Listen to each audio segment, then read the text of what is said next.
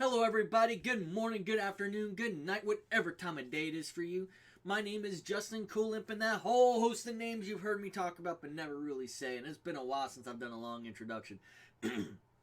So today I'm going to be doing a direct response to fucking extra credits. Look, I'm a gamer. If you want to check my credentials, I have been gaming since before I can truly remember. My first memories are River Raid when I was living in South Korea as a child. That, I think, trumps this garbage nonsense. It gives certain credibility. There are game series that I played every single game within that series. Maybe not every DLC, but every single game within the series. Final Fantasy is one where I played most... I can't think of a game I have not played in the Final Fantasy series. I was pretty good on Dragon Warrior for a while, but then I kind of faded away from that. So let's talk about something. Let's talk specifically about what they're talking about. So first off, you're making these very same argument Jack Thompson and Anita Sarkeesian have made. If you watch X, you will become influenced or become X. Life does not work that way, and you are fucking insulting every single gamer that exists when you make that statement. You're taking away all of our agency and placing it squarely into someone else's court, saying, that person, see, they're wearing this, therefore that means that. And let's be honest here, you don't really care about what the Iron Cross is. Now, if you go to like the ADL, yeah, they're going to say that this is a hate symbol. But it's a Prussian symbol. It is. And even taking a first look at the wiki, you see that it originally was just a German war symbol, a Prussian symbol. And it doesn't take that long. Now, if you take a look into it and take a look at it post afterwards, they wanted to make a lot of changes to it. And it's mostly because it's people like you throwing that symbology only onto the Nazis, not onto the Prussians, not onto the German army. It's all about the Nazis, which is where I think this is all coming from in reality. In fact, in a part of your video, you make it evidently clear, even though at minute 440 we say that it's not going to actually do it. No, that's exactly what you're saying. When you say you can let them choose their side and let them make a decision on which side they want to be on, and you're going to go, well, mechanically what's going to happen is there's going to be long queue times for the Allies, but there's going to be really short times for the fascists. And that right there is what really caught my attention, because I've heard this garbage nonsense before. Anita Sarkeesian, Jack Thompson, every pearl-clutching little bitty who thinks that video games are corrupting their grandchild, corrupting their children. This was no different than what was going on with D&D back in the 70s and early 80s. And you're supposed to be a group of game developers, which maybe I haven't seen any of your games. You don't look like game developers. You look like YouTubers to me. But let's be honest here. You're trying to make a change to the way games are being presented. First off, Red versus Blue doesn't work in World War II. They didn't have any mega training camps where you went to learn how to fight against your ideological enemies. That didn't happen. They did not have OPFOR at that time. Do you see the problem here? So if you want to make a historic game, and by the way, this is called historical fiction for a reason. My wife loves historical fiction. we have we call it a library, but it's not really a library. We have bookshelves with lots of historical fiction in it because that's what she likes to read. It is based in a time frame. It moves on from that time frame, and then it discusses it further in detail, more from a more nuanced position. And if you want to talk about normalizing Nazis, The Sound of Music. See, this is where you guys really get me. So, getting back to the short wait times for the fascists who are willing to play the Axis. And the reason I say Axis, because you're forgetting about the whole other breadth of people within that war. Good job. Excellent research you've done. However, artificially increasing the length for the time for a shorter queue, all you've done is hurt the entire community, not just the fascist that you're talking about. You need to step up and recognize that. Your game mechanic would create long times for everybody, and that game would eventually die out. Because if you play as the Allies, which every good, rightful person should do, then what's going to happen is you're going to end up with long-ass queue times. 5-10 minutes maybe. For the Axis, you're increasing their queue times because they are fascists and they are wrong for being fascist. Because they're playing a fascist in a video game. Therefore, they must be fascist because no one who would ever, right in their mind, play a fascist. By the way, this is what you sound like to people.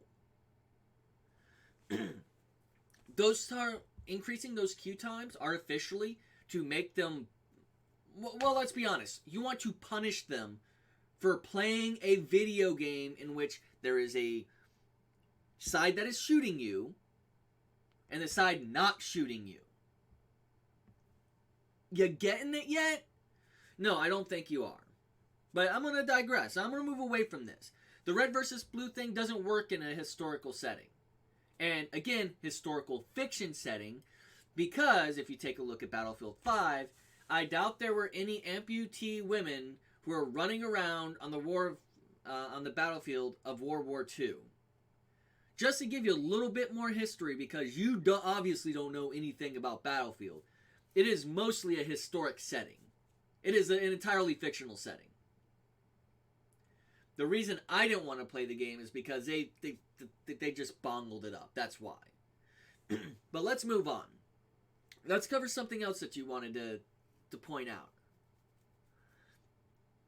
I'm frustrated with this attempt that you're making because the attempt isn't good.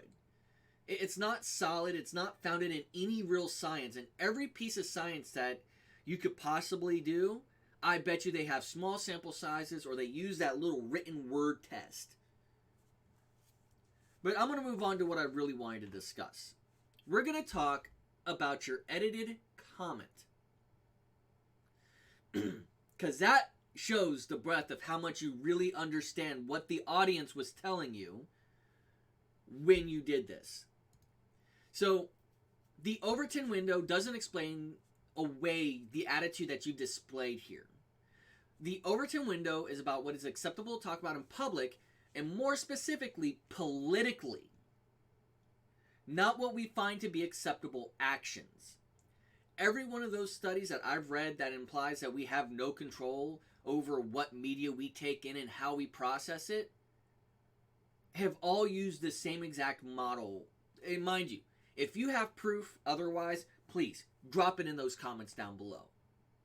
Drop it in there so I can read the study and you can prove me wrong. So, the theory goes that we take in violent media, we become desensitized to violence, and then we become more likely to commit the violence. Yeah, but that hasn't been shown yet. Those studies haven't proved any level of causation with violence, and therein lies the hugest difference. The problem is, you cannot prove that that is a case. In fact, there's more evidence to support as games have gotten more violent, Violent crimes have decreased. Now, that is not showing causation, that is showing a correlation. Correlation does not equal causation. That's some founding friggin' principles. Correlation does not equal causation. And what you're trying to do is prove that exactly. 2, your second point here. It is heavily implied through a slippery slope fallacy that yes, we will become like Nazis in our actions and our thoughts, or at least tolerate them. In fact, having no context in the video game is better. Games will suffer if you're forced to torture people, and if you played a Nazi, have to cause harm to someone else other than yourself. If you can't understand what I'm getting at, you don't understand what happened during World War II. And more importantly, I want to talk about something that goes along with this. You know what my worst part about Grand Theft Auto 5 was? The torture scene. Because the first time I played through it, I played through it like you should have. Like it was intended. And my gut felt dirty. I'm like, yeah, it's just a video game. You know what I did every other time afterwards? I took the shortest option of the 5. I did it real quick, and then I was done with it. I don't like to do that type of shit in video games. Most people don't. That's why I'm pissed off. You imply through this fallacy that somehow I'm going to go to a website that has an iron cross on it, and it's all of a sudden I believe what they're writing because I didn't object to being an Axis fighter in a video game. The iconography doesn't suddenly turn you into a psychopath. It doesn't turn you into a sociopath. I can watch Red Dragon without wanting to go around and be a serial killer. 3, you're not thinking hard. And again, I've talked about this earlier. You traced over comments that were made by Jack Thompson and every other Pearl Clutcher since the 90s. Well, every other Pearl Clutcher since the 70s. And that is the part about this that's so bad. See, in the video, you don't cite any sources for any of this stuff. You just say it and expect it to be confirmed fact. Fact. And I'm going to go over I want to point something specific out here. And I want a citation for this. I want you to cite a credible source showing neo-Nazis are heavily populating game communities. Because in my 30 plus years of gaming, I've never known one to be public about their beliefs. So give us a citation. Give me one. And none of this bad journalism garbage. None of this wargaming communities have a white terrorist problem type of thing. Give me a citation wherein it shows that neo-Nazis are suddenly populating the gaming communities, not as an individual, but as a whole. Because what you're trying to imply is that gaming is being corrupted by neo-Nazis and white supremacists and the KKK and every other little fringe party that has extreme ideas. You know what? I want a citation. I want something in hard evidence. Something that I cannot disprove. But you're not going to provide it because you're probably not going to see this video. I'm going to tweet it out to you in a few minutes once it's posted. You're not going to watch the video. You're not going to listen to it. You're not going to listen to any other point that's being made to you. What you're going to want to do is you're going to want to go, well, here's the deal. You've got to understand. We care because learning matters. Learning matters. But the problem is you're not teaching anything. All you're teaching is more intolerance. And I'm not talking about tolerating Nazis. I'm not tolerant. Well, you can't tolerate a Nazi because they no longer exist. But I don't tolerate neo-Nazis. I don't tolerate KKK members. I don't tolerate Bloods, Crips, Black Panthers, Latin Kings, whoever it might be. I don't deal with any groups of people who are objectively, well, nothing can be objectively moral. Anyone who would violate my personal code of ethics. If you intentionally are willing to sell drugs to a kid, you're out of my book. Beat people because they disagree with you, you're out of my books. I won't affiliate with you. But what you're trying to imply, getting all the way back around to this, is that if I play Battlefield 5, somehow or another, I will eventually become a Nazi. Because that's the slippery slope that you painted. You painted this slope so well, you can't back out of it. You're falling down that slope. So please, you want to prove that point, prove it. Don't make the assertion without evidence and then expect people just to accept it.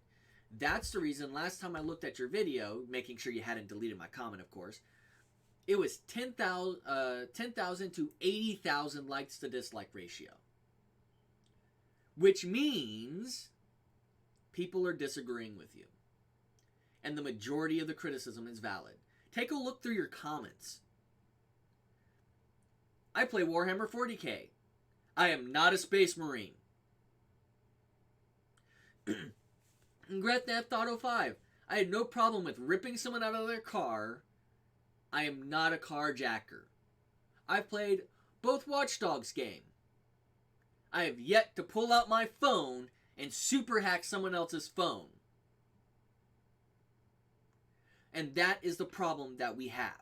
That is the hugest problem that we have here. Is that you are saying, if you allow X in a video game, you might have a chance of becoming X in reality.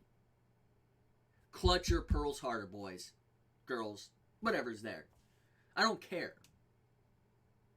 I'm making this video because you are blatantly wrong, and I'm tired and sick and frustrated with this inane. I don't want to use so many synonyms for the same thing. You have this idea that if you become desensitized to X, you will become like X. I'm a tolerant person.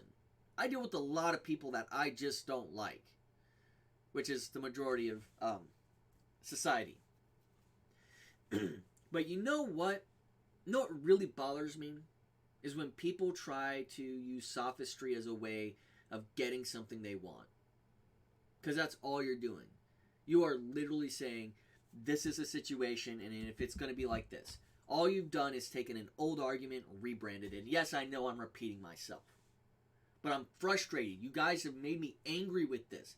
And it's popping up all over my timeline and my recommendations right now because I watched your video. And I watched someone else's response to your video. And now I'm making my response because I got to get it off my chest. For anyone who's out there who's actually stayed to the end of this video, I have no idea how long it's been. Good morning, good afternoon, good night, and may joy be to you all. Extra credits, you can go and sincerely fornicate yourself sideways.